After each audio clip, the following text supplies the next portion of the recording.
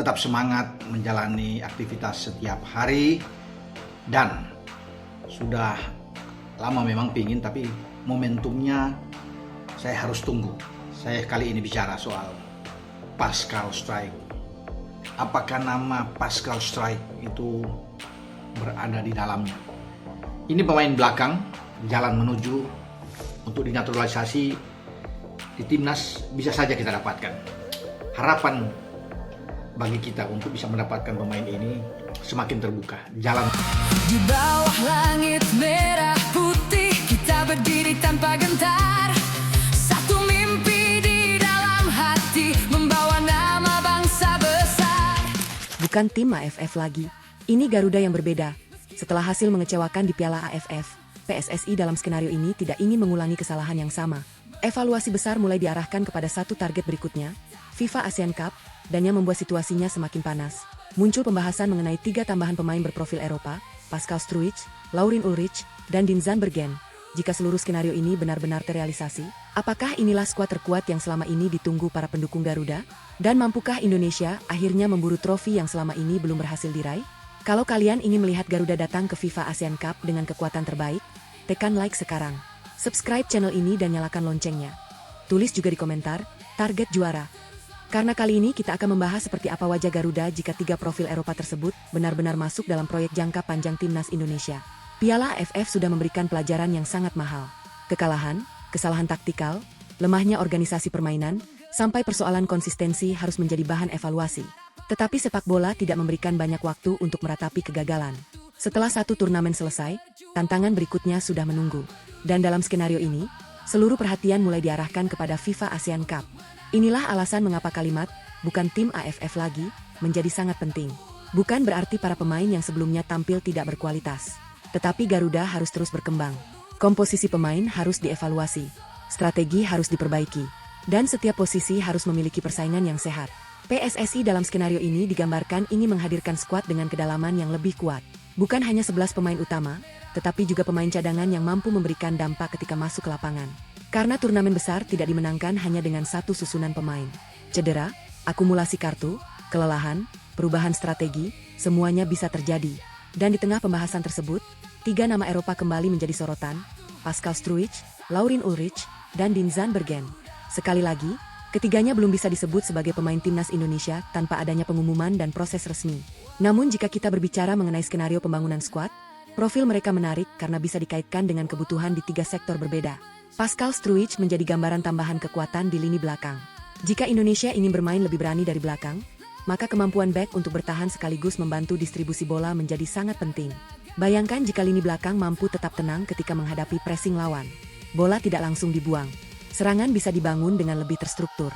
Dan lini tengah mendapatkan suplai bola dalam kondisi yang lebih baik. Kemudian ada Laurin Ulrich.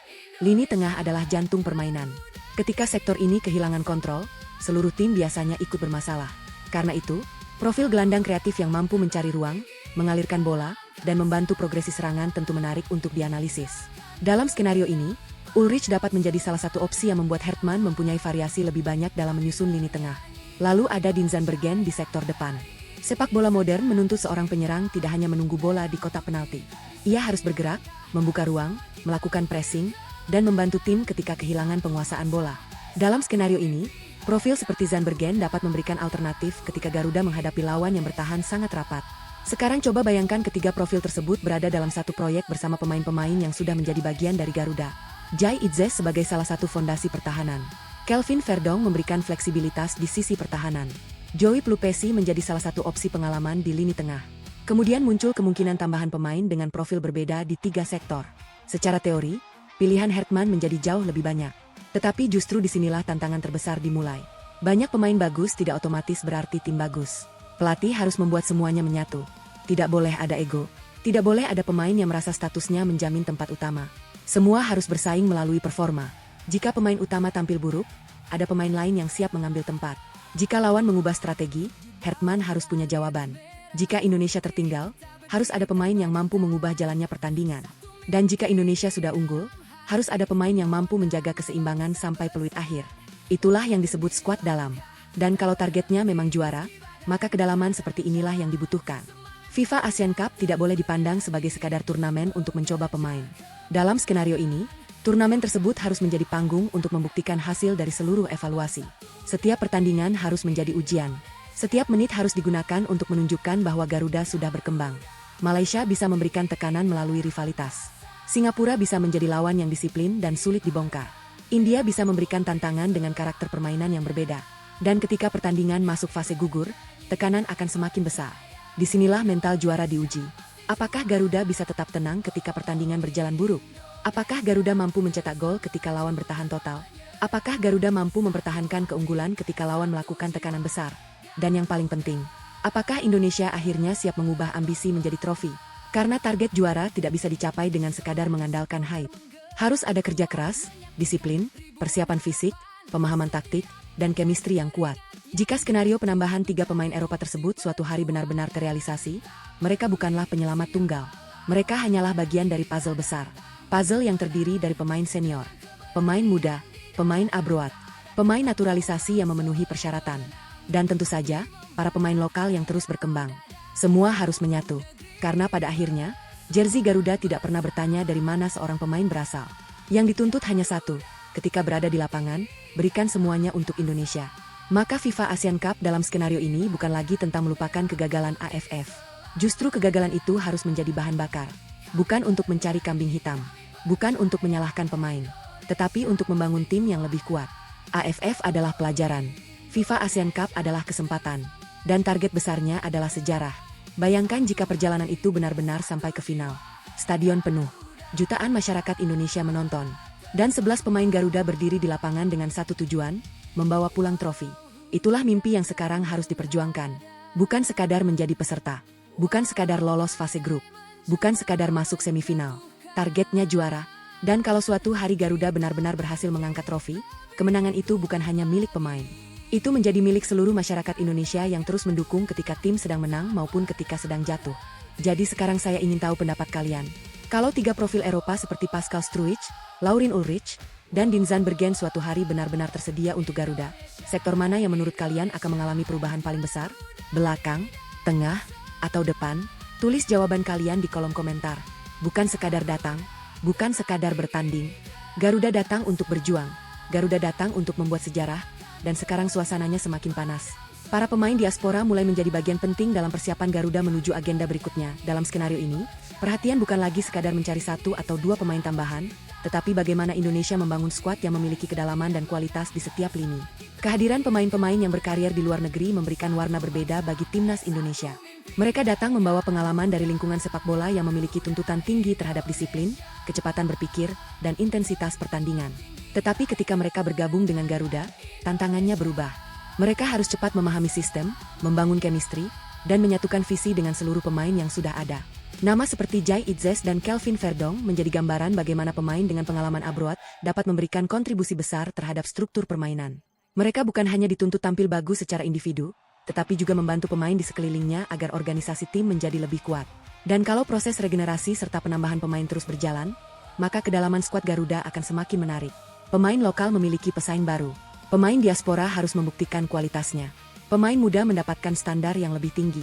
Pada akhirnya, persaingan seperti ini bisa membuat seluruh pemain berkembang. Yang paling menarik adalah bagaimana Hertman akan menggabungkan semuanya. Pemain lokal dengan karakter permainan Indonesia, pemain diaspora dengan pengalaman sepak bola luar negeri, serta kemungkinan tambahan pemain dengan profil Eropa seperti Pascal Struijk, Laurin Ulrich, dan Dinzan Bergen dalam skenario yang selama ini diperbincangkan. Tetapi jangan sampai publik salah memahami satu hal. Kedatangan pemain diaspora tidak otomatis berarti mereka langsung menjadi pemain utama. Setiap pemain tetap harus menunjukkan performa, memahami sistem, dan membuktikan bahwa mereka mampu memberikan kontribusi nyata. Karena target Indonesia bukan sekadar memiliki skuad yang terlihat kuat di atas kertas. Targetnya adalah membangun tim yang kuat ketika pertandingan dimulai. Dan inilah yang membuat persiapan menuju FIFA Asian Cup semakin menarik. Jika seluruh pemain terbaik tersedia, Hertman akan memiliki lebih banyak pilihan untuk menghadapi berbagai karakter lawan. Ada pemain untuk mengontrol permainan, ada pemain untuk melakukan pressing, ada pemain untuk bertahan lebih dalam, dan ada pula pemain yang bisa dimasukkan ketika tim membutuhkan perubahan tempo. Inilah kedalaman yang selama ini diharapkan para pendukung Garuda. Bukan 11 pemain yang selalu sama, tetapi skuad yang setiap anggotanya siap ketika namanya dipanggil. Karena perjalanan menuju target besar tidak akan mudah. Setelah FIFA Asian Cup, masih ada AFC 2027 dan berbagai agenda internasional lainnya. Artinya, proyek ini tidak boleh berhenti hanya karena satu turnamen selesai. Garuda membutuhkan proses yang berkelanjutan. Dan jika para pemain diaspora benar-benar terus berdatangan serta proses pembentukan skuad berjalan sesuai rencana, maka persaingan internal akan semakin menarik untuk disaksikan. Siapa yang menjadi starter? Siapa yang menjadi super sub? Siapa yang akhirnya tersingkir dari daftar? Dan siapa yang justru muncul sebagai kejutan terbesar? Jawabannya akan ditentukan oleh performa. Karena pada akhirnya, semua pemain punya kesempatan yang sama untuk membuktikan diri. Garuda tidak membutuhkan sekadar nama besar. Garuda membutuhkan pemain yang siap bekerja keras, siap berkorban, dan siap berjuang sampai peluit terakhir. Tapi kalau kalian ingin melihat pembahasan siapa saja pemain diaspora yang berpotensi menjadi bagian penting dari proyek Garuda berikutnya, like, subscribe, dan tulis di komentar. Diaspora datang, Garuda naik level. Dan sekarang proyek Garuda memasuki fase yang jauh lebih serius. FIFA Asian Cup harus menjadi panggung ketika Indonesia datang dengan kekuatan terbaik yang tersedia, bukan lagi sekadar membawa pemain untuk mencoba komposisi, tetapi membangun skuad yang benar-benar mampu bersaing sejak pertandingan pertama. Pengalaman Indonesia dalam beberapa tahun terakhir menunjukkan bahwa pemain-pemain berdarah Indonesia yang berkarir di luar negeri telah memberikan kualitas tambahan di berbagai posisi. Bahkan sejumlah laporan sebelumnya mencatat bahwa pemain kelahiran Belanda dan pemain naturalisasi sudah menjadi bagian besar dari skuad Garuda. Dan kalau targetnya adalah membawa Garuda naik level, maka standar yang dipasang juga harus semakin tinggi. Pemain yang tersedia harus benar-benar siap secara fisik, taktikal, dan mental. Jai Idzes misalnya, dapat menjadi salah satu fondasi di lini belakang, sementara pemain-pemain abroad lainnya memberikan pengalaman dari lingkungan sepak bola dengan intensitas tinggi. Kombinasi inilah yang secara teori dapat membuat permainan Indonesia lebih stabil ketika menghadapi lawan dengan tekanan besar. Namun perhatian tidak berhenti pada pemain yang sudah menjadi bagian dari skuad. Dalam skenario yang selama ini kita bahas, muncul pula 3 profil Eropa yang menarik perhatian. Pascal Struijk, Laurin Ulrich, dan Dean Zandbergen. Jika suatu hari ketiganya benar-benar tersedia, memenuhi seluruh persyaratan, dan mendapat panggilan resmi, maka masing-masing dapat memberikan tambahan opsi di lini yang berbeda. Pascal bisa menjadi alternatif di pertahanan, Laurin memberikan opsi kreativitas di tengah, sementara Dean dapat menambah variasi di sektor depan. Bayangkan jika seluruh kepingan itu berhasil disatukan. Jai Idzes di belakang, pemain-pemain abroad dengan pengalaman internasional, lini tengah yang semakin kaya pilihan, lalu sektor depan yang mempunyai lebih banyak variasi. Hertman tidak lagi hanya memiliki satu rencana permainan. Ia bisa menyesuaikan pendekatan berdasarkan karakter lawan. Ketika menghadapi tim yang bermain pressing tinggi, Indonesia membutuhkan pemain yang tenang dalam menguasai bola. Ketika lawan bertahan total, Garuda membutuhkan kreativitas untuk membongkar pertahanan. Dan ketika Indonesia harus mempertahankan keunggulan, dibutuhkan pemain yang disiplin menjaga struktur. Itulah arti sebenarnya dari skuad terbaik. Bukan sekadar mengumpulkan pemain dengan nama besar, tetapi memiliki pemain yang tepat untuk situasi yang berbeda. Dan jangan lupa, pengalaman dari sepak bola Eropa juga tidak otomatis menjamin kemenangan. Pemain tetap harus beradaptasi dengan sistem, membangun chemistry, dan memahami peran masing-masing. Sepak bola internasional tidak dimenangkan oleh 11 individu, tetapi oleh 11 pemain yang mampu bekerja sebagai satu kesatuan. Karena itu, jika FIFA Asian Cup benar-benar menjadi target besar, maka persiapannya harus dimulai jauh sebelum pertandingan pertama. Evaluasi harus dilakukan secara menyeluruh. Pemain yang performanya menurun harus bersaing kembali. Pemain muda harus diberikan ruang berkembang. Pemain diaspora harus mampu beradaptasi. Dan pelatih harus berani memilih berdasarkan performa, bukan sekadar reputasi. Tidak ada tempat yang aman. Siapapun yang ingin menjadi starter harus membuktikannya. Siapapun yang berada di bangku cadangan harus siap ketika dipanggil. Dan siapapun yang mengenakan jersey Garuda harus memahami satu hal. Kesempatan bermain untuk Indonesia adalah tanggung jawab besar. Karena kalau targetnya memang membawa Garuda menjadi juara, maka mentalnya juga harus berbeda. Indonesia tidak boleh datang dengan pola pikir, semoga bisa lolos. Indonesia harus datang dengan persiapan untuk bersaing, bersiap menghadapi tekanan, bersiap menghadapi rivalitas, dan bersiap memainkan pertandingan ketika seluruh perhatian tertuju kepada Garuda. FIFA Asian Cup dalam skenario ini dapat menjadi titik penting dari proyek yang lebih panjang. Setelah itu masih ada AFC 2027 dan berbagai agenda internasional lain yang membutuhkan konsistensi. Jadi skuad yang dibangun bukan hanya untuk satu turnamen, tetapi harus menjadi fondasi bagi generasi berikutnya. Dan disinilah 3 nama Eropa tadi menjadi menarik. Jika mereka benar-benar masuk ke dalam proyek Garuda, apakah mereka akan menjadi starter? Belum tentu. Apakah mereka otomatis membuat Indonesia menjadi lebih kuat? Juga belum tentu. Semuanya kembali kepada proses, performa, chemistry, dan keputusan pelatih. Tetapi satu hal yang pasti, semakin banyak pemain berkualitas yang tersedia, semakin besar pula pilihan yang dimiliki pelatih. Dan semakin besar pilihan, semakin tinggi pula standar persaingan. Inilah timnas Indonesia yang selama ini diimpikan para supporter, bukan hanya memiliki 11 pemain bagus, tetapi memiliki skuad yang cukup dalam untuk menghadapi pertandingan demi pertandingan. Karena ketika FIFA ASEAN Cup dimulai, Garuda harus siap menghadapi siapapun. Bukan hanya siap secara nama, tetapi siap secara permainan. Bukan hanya siap secara fisik, tetapi siap secara mental. Dan bukan hanya ingin tampil, tetapi ingin bersaing sampai akhir. Tapi kalau kalian ingin melihat Garuda datang dengan skuad terbaik yang benar-benar tersedia dan memburu target tertinggi di FIFA ASEAN Cup, tekan like, subscribe, dan tulis di komentar. Full squad, full power, Garuda bidik juara. Dan kalau kita tarik lebih jauh, inilah fase ketika kedalaman skuad mulai menjadi senjata utama Garuda. Setelah kegagalan di AFF, fokus tidak boleh berhenti pada siapa yang salah, tetapi siapa yang mampu membawa perubahan. Sejumlah pemain diaspora memang terus dikaitkan dengan timnas, tetapi sampai saat ini tambahan nama baru tetap harus menunggu pengumuman resmi PSSI. Dalam skenario menuju FIFA ASEAN Cup, Hertman bisa mempunyai pilihan yang jauh lebih luas. Jai Itzes, Kelvin Verdong, Kevin Dix, Tom Haye, Joey Plupesi, Ula Romeni, dan pemain-pemain diaspora lainnya dapat menjadi bagian dari fondasi yang sudah terbentuk. Sementara nama seperti Pascal Struijk dan Laurin Ulrich masih berada pada tahap perbincangan, bukan pemain yang sudah resmi menjadi bagian dari skuad Garuda. Dan kalau kemudian 3 profil tambahan yang selama ini kita bahas benar-benar tersedia, pertanyaannya bukan lagi apakah Indonesia punya cukup pemain berkualitas. Pertanyaannya adalah seberapa hebat Hertman mampu meracik mereka. Bayangkan satu pertandingan berjalan buntu. Lini depan kesulitan menembus pertahanan lawan. Hertman masih punya pilihan dari bangku cadangan. Lini tengah mulai kehilangan energi, ada pemain lain yang siap masuk. Pertahanan membutuhkan perubahan, masih tersedia alternatif. Inilah yang membuat kedalaman skuad begitu penting dalam turnamen. PSSI juga sudah menunjukkan bahwa proyek diaspora bukan sekadar wacana jangka pendek. Naturalisasi Luke Vickery dan Mitchell Baker sebelumnya disebut sebagai bagian dari strategi untuk meningkatkan daya saing timnas Indonesia. Bahkan Mitchell Baker sudah memberikan contoh langsung bagaimana pemain diaspora dapat memberikan dampak setelah bergabung.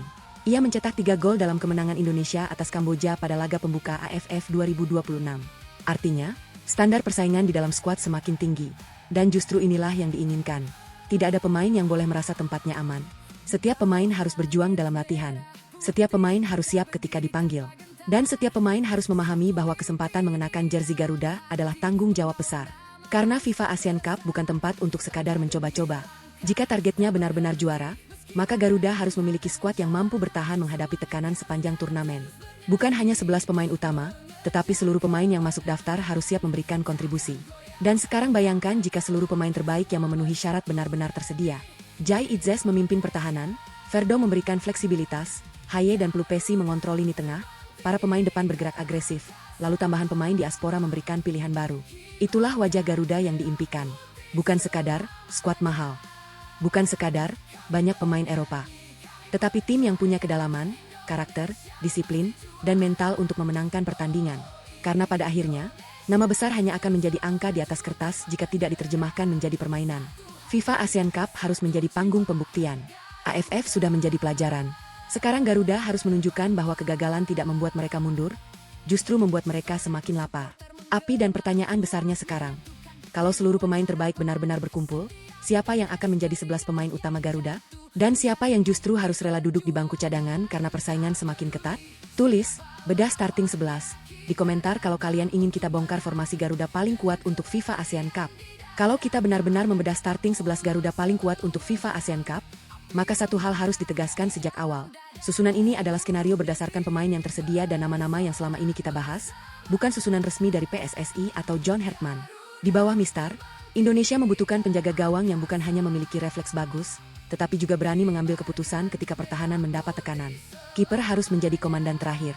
Tidak boleh ada lagi komunikasi yang terlambat. Tidak boleh ada keraguan ketika bola masuk ke area berbahaya. Karena satu kesalahan di level internasional bisa langsung dihukum. Kemudian masuk ke lini belakang. Jai Itzes bisa menjadi salah satu sosok sentral dalam skenario ini. Dengan pengalaman internasional dan kemampuan membaca permainan, ia dapat menjadi pemimpin di jantung pertahanan. Di sampingnya, Indonesia membutuhkan bek yang kuat dalam duel, cepat melakukan cover, dan nyaman ketika membawa bola keluar dari tekanan. Jika suatu saat profil seperti Pascal Struijk benar-benar tersedia dan memenuhi seluruh persyaratan untuk membela Indonesia, tentu ia akan menambah opsi besar di sektor ini. Di sisi kiri, Kelvin Verdong memberikan fleksibilitas yang sangat berharga. Ia bisa membantu pertahanan, tetapi juga mampu memberikan kontribusi ketika Indonesia menyerang. Ketika Garuda membutuhkan lebar permainan, pemain seperti Verdong dapat menjadi bagian penting dari skema tersebut. Lalu kita bergerak ke lini tengah. Disinilah pertandingan seringkali ditentukan. Indonesia membutuhkan gelandang yang mampu memenangkan duel, menjaga tempo, sekaligus memberikan umpan progresif. Tom Haye dapat menjadi salah satu opsi penting dalam skenario ini, terutama ketika Indonesia membutuhkan pemain yang mampu mengontrol distribusi bola dari area tengah. Namun Haye tidak bisa bekerja sendirian. Ia membutuhkan pemain yang mampu menjaga keseimbangan dan menutup ruang ketika Indonesia kehilangan bola. Disinilah pengalaman pemain seperti Joey Pelupesi dapat memberikan alternatif. Kombinasi karakter berbeda di lini tengah akan membuat Hertman memiliki lebih banyak pilihan taktikal. Kemudian muncul satu nama yang menarik untuk dibahas, Laurin Ulrich. Jika prosesnya benar-benar terjadi dan seluruh persyaratan terpenuhi, profil gelandang seperti Ulrich dapat memberikan tambahan kreativitas. Ia dapat menjadi opsi ketika Indonesia membutuhkan pemain yang lebih agresif dalam progresi bola dan membuka pertahanan lawan. Sekarang kita masuk ke sektor depan. Indonesia membutuhkan pemain yang tidak hanya menunggu bola, tetapi aktif bergerak mencari ruang. Ketika lawan melakukan pressing, penyerang harus mampu menjadi outlet.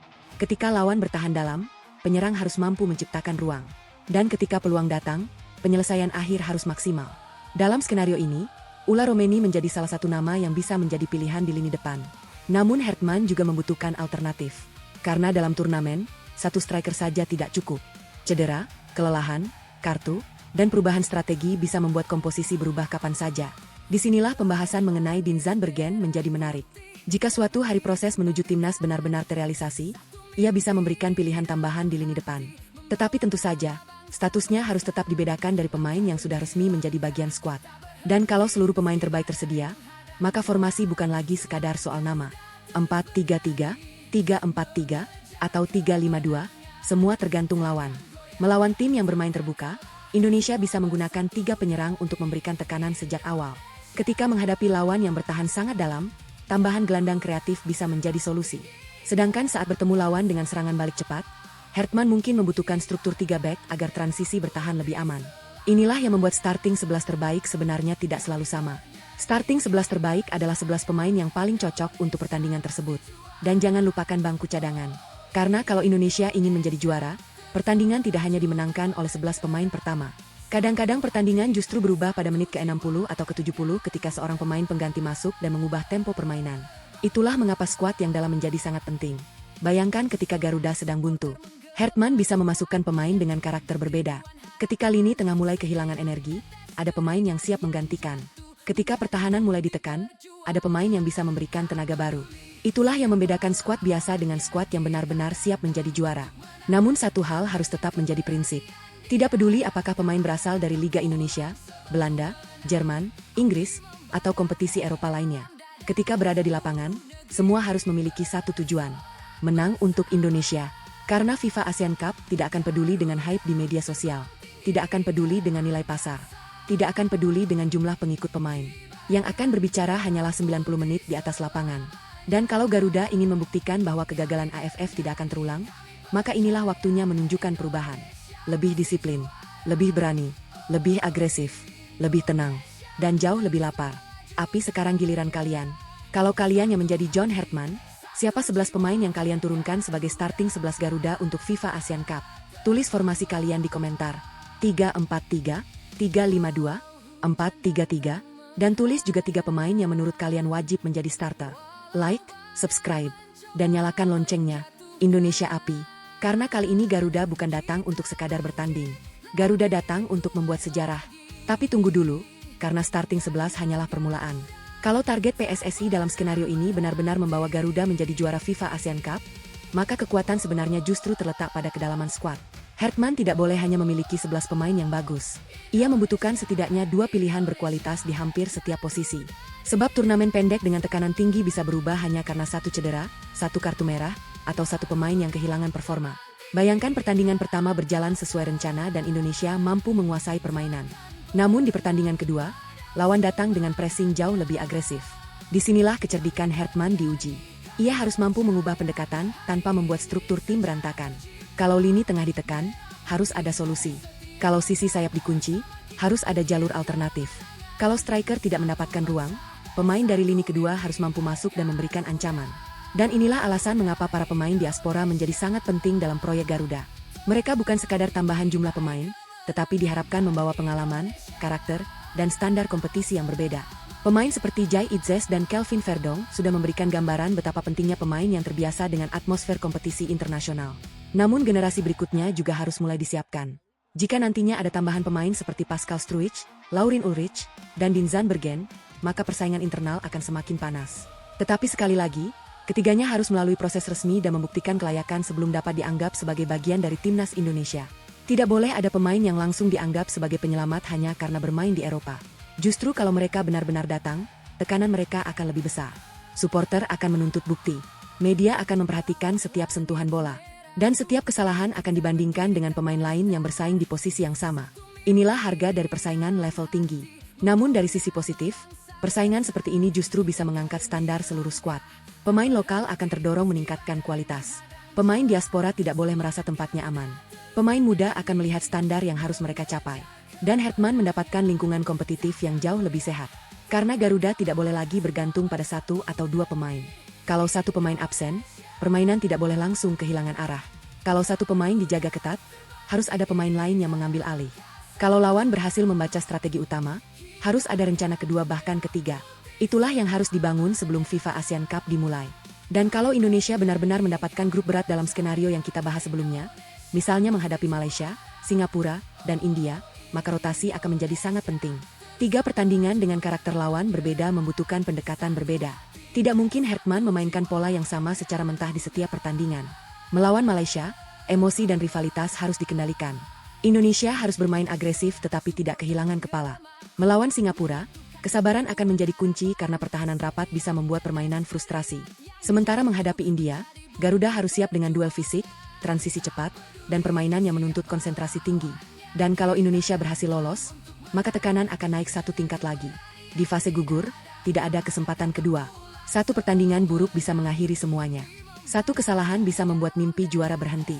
Karena itu, mental pemain akan menjadi faktor yang sama pentingnya dengan kemampuan teknis. Garuda harus belajar bermain di bawah tekanan. Ketika ribuan supporter berteriak, pemain harus tetap tenang. Ketika lawan mencetak gol lebih dulu, pemain harus tetap percaya diri. Ketika waktu tersisa 10 menit dan Indonesia membutuhkan gol, semua pemain harus tetap percaya pada sistem. Inilah perbedaan antara tim yang hanya ingin menang dan tim yang benar-benar siap menjadi juara. Dan kalau PSSI serius ingin menjadikan FIFA Asian Cup sebagai titik kebangkitan, maka proyek ini harus dipandang jauh lebih panjang. Setelah turnamen tersebut, masih ada agenda AFC 2027 dan target jangka panjang menuju kualifikasi Piala Dunia 2030. Artinya, pemain yang dipanggil sekarang bukan hanya dipersiapkan untuk satu pertandingan, tetapi harus menjadi bagian dari fondasi masa depan. Garuda tidak boleh membangun tim hanya untuk hari ini. Garuda harus membangun tim untuk beberapa tahun ke depan. Karena itu, setiap keputusan sekarang akan memiliki dampak besar nantinya. Pemain mana yang dipertahankan? Pemain mana yang harus diberi kesempatan? Pemain diaspora mana yang benar-benar cocok? Pemain muda mana yang harus dipromosikan? Dan siapa yang mampu menjadi pemimpin ketika generasi senior mulai meninggalkan tim? Semua pertanyaan tersebut harus dijawab. Dan mungkin inilah saatnya Indonesia berhenti berbicara mengenai tim terbaik hanya berdasarkan nama. Kita harus mulai berbicara mengenai tim yang paling siap, tim yang paling kompak, tim yang paling disiplin, tim yang paling lapar. Karena pada akhirnya, trofi tidak diberikan kepada tim dengan daftar pemain paling mewah. Trofi diberikan kepada tim yang mampu memenangkan pertandingan ketika tekanan berada di titik tertinggi. Jadi kalau kalian bertanya seperti apa Garuda yang ideal untuk FIFA Asian Cup, jawabannya sederhana. 11 pemain utama yang kuat, bangku cadangan yang siap, pelatih dengan rencana matang, dan seluruh skuad yang memiliki satu mental, tidak takut kepada siapapun. AFF sudah menjadi pelajaran. Sekarang waktunya menatap ke depan. FIFA Asian Cup adalah kesempatan berikutnya. Dan kalau kesempatan itu datang, Garuda harus siap. Bukan dengan janji, bukan dengan hype, tetapi dengan permainan yang membuat lawan sadar sejak menit pertama. Indonesia kali ini datang dengan sesuatu yang berbeda. Tapi kalau kalian ingin lanjutan simulasi perjalanan Garuda dari fase grup sampai final, termasuk kemungkinan lawan di setiap babak dan strategi Hertman, tulis. Lanjut ke final. Dan pembahasan mengenai 3 tambahan pemain ini pun semakin menarik perhatian. Dalam skenario yang kita bahas, sejumlah pengamat dan media sepak bola dapat melihat bahwa kehadiran 3 pemain dengan profil berbeda berpotensi membuat skuad Garuda semakin solid. Bukan karena mereka otomatis menjadi pemain utama, tetapi karena keberadaan mereka akan menambah pilihan bagi John Hertman dalam menghadapi berbagai karakter pertandingan. Pascal Struijk dapat memberikan opsi tambahan di lini belakang, Laurin Ulrich menambah variasi di sektor tengah, sementara Dinzan Bergen memberikan alternatif di lini depan. Jika seluruh proses tersebut benar-benar terrealisasi dan mereka memenuhi seluruh persyaratan untuk membela Indonesia, maka Hertman akan memiliki lebih banyak pilihan untuk melakukan rotasi maupun mengubah strategi ketika pertandingan tidak berjalan sesuai rencana.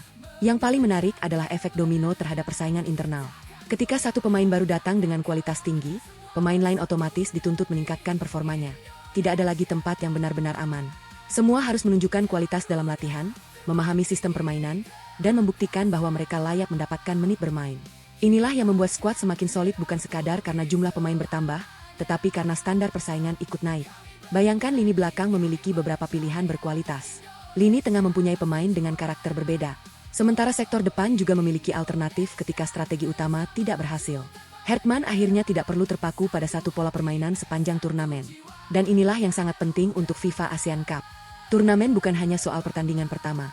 Kondisi pemain bisa berubah dari satu laga ke laga berikutnya. Ada kelelahan, cedera, akumulasi kartu, hingga lawan yang memaksa perubahan taktik. Dengan skuad yang lebih dalam, Indonesia memiliki peluang lebih besar untuk tetap menjaga kualitas permainan. Namun jangan lupa, nama besar tetap bukan jaminan kemenangan. 3 pemain tersebut, jika benar-benar bergabung nantinya, harus beradaptasi dengan rekan-rekannya dan membuktikan kualitas di lapangan. Karena pada akhirnya, yang membuat Garuda kuat bukan 1 pemain, bukan 3 pemain, bahkan bukan 10 pemain. Yang membuat Garuda kuat adalah ketika seluruh pemain mampu bermain sebagai satu kesatuan. Dan jika proses pembangunan skuad ini berjalan sesuai skenario, maka FIFA ASEAN Cup bisa menjadi ujian pertama untuk melihat seberapa jauh perubahan tersebut memberikan dampak. Apakah lini belakang menjadi lebih sulit ditembus? Apakah lini tengah mampu mengontrol pertandingan lebih lama? Apakah lini depan menjadi lebih tajam? Dan yang paling penting, apakah Garuda mampu tampil konsisten ketika menghadapi tekanan? Pertanyaan-pertanyaan inilah yang nantinya akan dijawab di lapangan. Karena publik mungkin bisa membicarakan pemain selama berbulan-bulan. Media sosial bisa dipenuhi nama pemain baru. Para supporter bisa membuat prediksi starting 11. Tetapi ketika peluit pertama berbunyi, semuanya kembali kepada 90 menit perjuangan. Jadi kalau benar 3 pemain tambahan tersebut akhirnya menjadi bagian dari proyek Garuda, jangan hanya melihat siapa namanya. Lihat bagaimana mereka menyatu dengan sistem. Lihat bagaimana mereka bekerja untuk tim. Dan lihat apakah kehadiran mereka benar-benar membuat Indonesia menjadi lebih kuat. Karena targetnya bukan membuat skuad terlihat mahal. Targetnya adalah membuat skuad mampu memenangkan pertandingan. Dan kalau PSSI serta Hertman benar-benar ingin membawa Garuda mengejar trofi FIFA ASEAN Cup, maka persiapan harus dilakukan dengan serius sejak sekarang. API 3 pemain baru, persaingan baru, strategi baru, dan target yang lebih tinggi. Sekarang pertanyaannya tinggal satu. Kalau 3 pemain tersebut benar-benar bergabung, apakah Garuda akhirnya memiliki skuad yang cukup kuat untuk menjadi juara FIFA ASEAN Cup? Tulis pendapat kalian di komentar dengan kata Garuda semakin solid, Indonesia api. Jangan lupa like, subscribe, dan nyalakan loncengnya, karena perjalanan Garuda menuju target besar ini baru saja dimulai.